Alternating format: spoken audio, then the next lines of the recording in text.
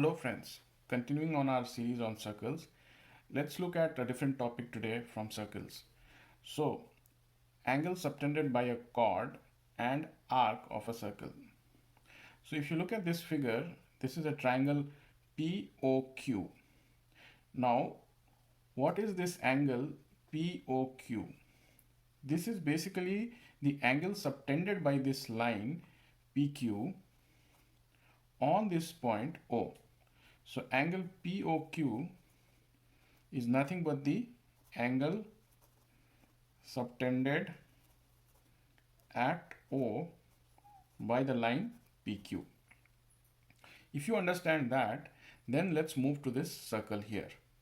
Here PQ is a chord for this circle and O is the center of the circle. R and S are 2 points which are not on the line PQ and not are on the circle and not at the center. So PQ is a chord, PSQ is a minor chord, and PRQ is a major chord, if you remember from our last discussion. Now, angle POQ is the angle subtended by chord PQ, and angle PRQ is the angle subtended by the minor arc PSQ, and then angle PSQ is the angle subtended by the major arc PRQ. So once this is clear, the next thing to know is what happens when you have two different length of chords subtending angles at the center. Are those angles same? If they are different, in what ways they are different? So let's see. Suppose you have a chord like this, say AB, and O is the center of the circle, and you join these two, and this is the angle subtended by this chord.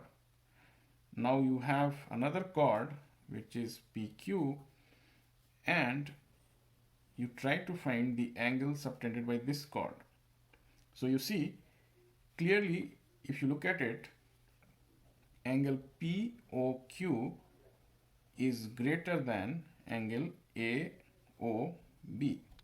This is pretty clear just by looking itself. So the longer chord subtends a larger angle at the center. So what happens if the chords are equal in length? What will happen in that case? So let's look at that. So let's draw a circle, and in that circle you have center O, and you have a chord like this, and then you have another chord like this. Let's call it AB, and this one you call it as PQ. So suppose you have these two triangles in place, right? So suppose PQ, so if it's given PQ is equal to AB, right? So now question is whether this angle would be equal to this or not. In other words, is angle POQ equal to angle AOB? That is the question. So we will try to prove that using the congruence of triangles. So if you look at in triangle POQ, right, and triangle AOB, PQ would be equal to AB. Why? Because we have assumed that the chords are equal. Now OP is equal to OA, and OB is equal to OQ. In both the cases, all four are basically the radius of the circle, so they'll be same in size. So by the side property, triangle POQ is congruent to triangle AOB, and hence angle POQ becomes equal to angle AOB. So therefore it is proved that if there are two chords equal in size, then the angle subtended by those two chords at the center of the circle will be equal. So you can argue that what happens if the angle subtended by two chords at the center are equal? Does that mean that the length of the two chords would be the same? So that is basically the converse of this theorem. So you can ask that question. So now let's prove the converse of this theorem. So what happens here? So here you are given angle POQ is equal to angle AOB, right? Question is AB equal to PQ, right? So now let's see. So AO is equal to OQ and PO is equal to OB,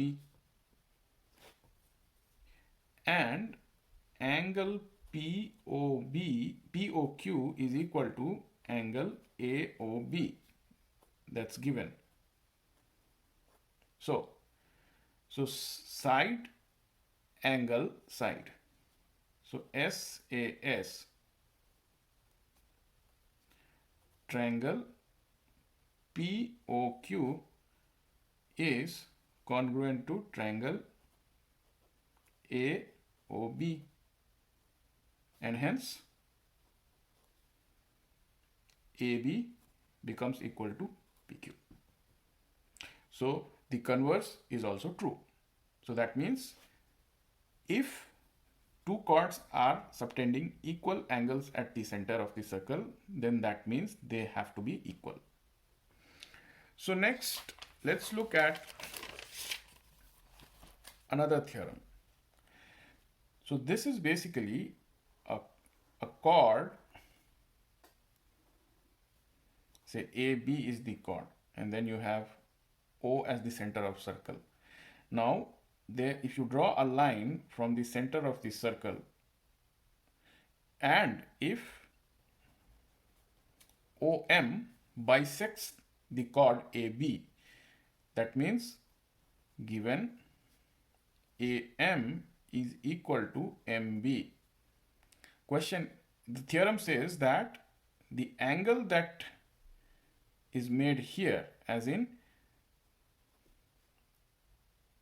angle OMA is equal to angle OMB is equal to 90 degrees. So this is the theorem. So how do you prove it? So if you join OA and if you join OB, then what you get is this triangle, right? And you also have this triangle, the smaller one here. So let's look at triangles OAM and triangle OMB. Now OM is common, and you have OA is equal to OB. Why? Because those two lines are the radius. So OA is equal to OB, and AM is equal to MB. That is given, right? So by property, the side property, triangle OAM is congruent to triangle OMB. So that means this angle is equal to this angle and this angle is equal to this angle. So if this angle is x, then this angle is x. If this angle is y, then this angle is y. So now if you sum all these, then what happens? So in triangle AOB, if you add angle BAO with angle AOB and then angle OBA, then that should be equal to 180 degree. So what is angle BAO? That is nothing but x. And then what is angle AOB? That is y plus y, because angle AOB is just the sum of angle AOM plus angle BOM. And then what is angle OBA? That is also x. So that comes to be 180 degrees. So how many x's are here? 2x. And how many y? 2y. And that is equal to 180 degrees. If you take 2 common, then x plus y, and that is 180 degrees. And so x plus y comes to be 90 degrees. Now, what is x plus y?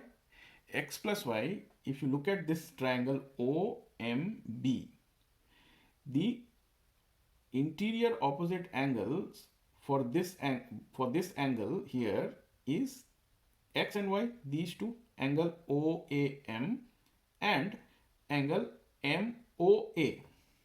So angle OMB is equal to angle OAM plus angle MOA. Why? Interior opposite angle sum is equal to exterior angle. This is a well-known property for triangles, which is equal to OAM is x and MOA is what? Y. And we calculated here the value of x plus y, and that is equal to 90 degree. And because triangle OAM, since triangle OAM is congruent to triangle OMB, so therefore angle OMA is equal to angle OMB. Even otherwise you can argue that because this entire angle, because this is a straight line, so this entire angle is 180 degrees and one of the angles is 90 degrees, so the other angle has to be 90 degrees. But you can prove it using the triangles congruence principle as well, and so you get the same answer. So both of them are 90 degrees. So therefore, when you draw a line from the center of the circle to the chord such that the line bisects the chord, then the line that you have drawn makes a right angle on the chord. So that was the theorem. So basically, what you are saying here is a line drawn from the center of the chord which bisects the chord is the perpendicular bisector. So that is the theorem here.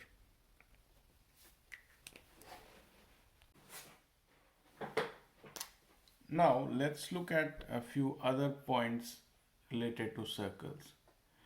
So if you remember, if you take a straight line, how many points are needed to define a straight line?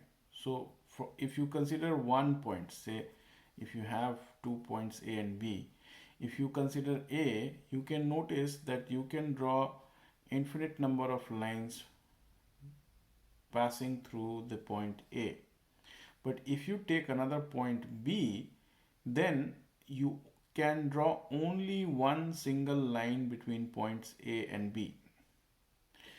Now, what do you think happens when you think of circles? So if you have a point, you can basically draw an infinite number of circles which are passing through that point. So obviously the definition is not proper here. So if you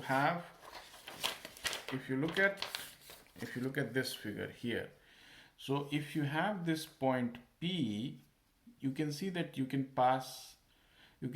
draw a lot of circles passing through P. There are basically infinite number of circles that can pass through this point. Same thing is possible if you have 2 points. So if you have 2 points P and Q, you can have again infinite number of circles that are able to pass through these. So therefore, one point cannot truly define a circle, and neither can 2 points. So let's see, if the number of points are 3, then what happens? So let's take 3 non-collinear points. Let those be A, B, and C. So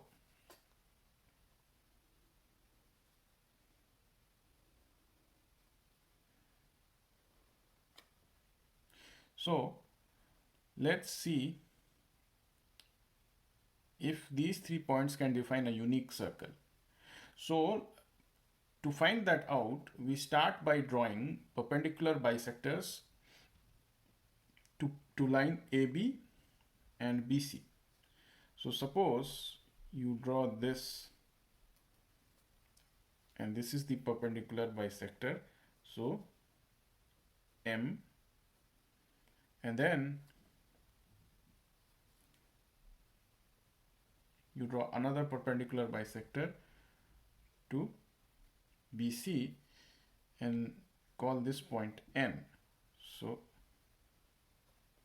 you get this, and let's say that they bisect at a point O. Now let's write things down because there are too many things here. So OM is the perpendicular bisector to AB, and ON is the perpendicular bisector to BC. So that means what? AM is equal to MB and BN is equal to NC. And let's say that the perpendicular bisectors are intersecting at point O. Now, if we are able to prove that OA is equal to OC is equal to OB, then we can say that point A, B, and C lie on a circle. Why? Because a circle by definition is the path traced by a point which is equidistant from another point. So if you have 3 points equidistant from a single point, then they define a circle. And if you add to this and say that the perpendicular bisectors to 2 different lines will only intersect at one point, then by these two logic, you can say that the circle that these 3 points A, B, and C lie on can only be a unique circle. You cannot draw another circle which will have all these 3 points. If you look at it in another way, your center is defined here by this perpendicular bisectors. So, given that the perpendicular bisectors can only intersect at one point, that means only one center is possible, right? And if that one center is possible, you can only draw one circle with that center. So therefore, there is only one unique circle possible with all these 3 points on it. So now, having understood that, the only thing left to prove is that OA is equal to OB is equal to OC. So how do you prove that? So that is not very difficult to prove. So let's join these 3 points. So we have to prove whether OA is equal to OC is equal to OB. So now we just have to prove that OA is equal to OB is equal to OC. So now let's take triangles OAB and triangle OBC. Now OA is equal to OB because O lies on the perpendicular bisector of AB. So any points that lie on the perpendicular bisector of a given line is equidistant from the endpoints of those two lines. So OA is equal to OB and then you have OB is equal to OC by the same logic, right? So that means OA is equal to OB is equal to OC. So in that way you can prove that these 3 points are equidistant from point O. Hence, they lie on a unique circle passing through them.